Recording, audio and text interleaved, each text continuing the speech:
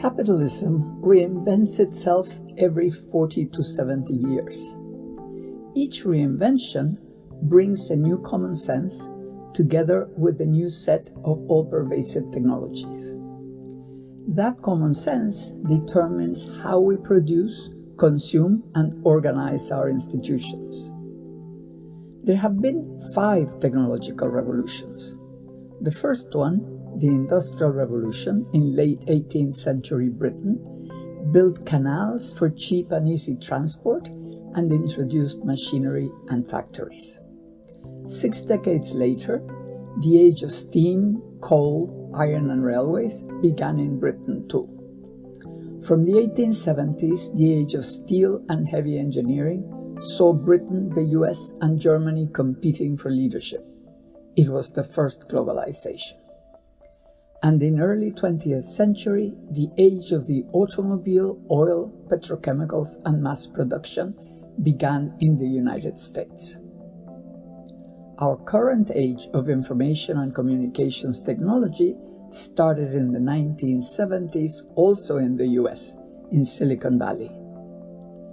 Each technological revolution begins in one or a few sectors in some corner of the world, and from there spreads to encompass most of human activity.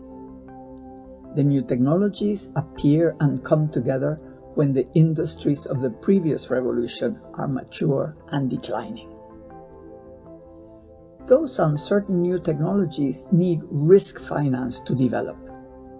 The initial successes bring a frenzy of investment that ends in major financial bubbles. Their inevitable collapses bring recessions and social unrest.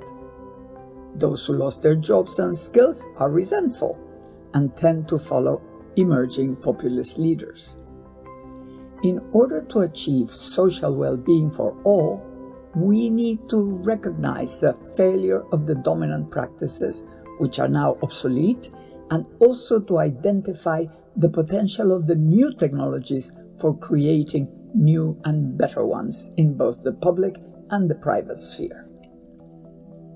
Since the microprocessor first appeared, and after the culmination of intense market experimentation with hardware, software, and organizations, we are in the aftermath of major bubbles and in the middle of a systemic crisis. The world is at the turning point, and we need to reap the full benefits of the digital revolution. In doing so, we must create the new fabric of the economy and the new social safety net. It is up to us to envision what the economy will look like and how society will benefit. Let's bring forth the green global golden age of the information revolution.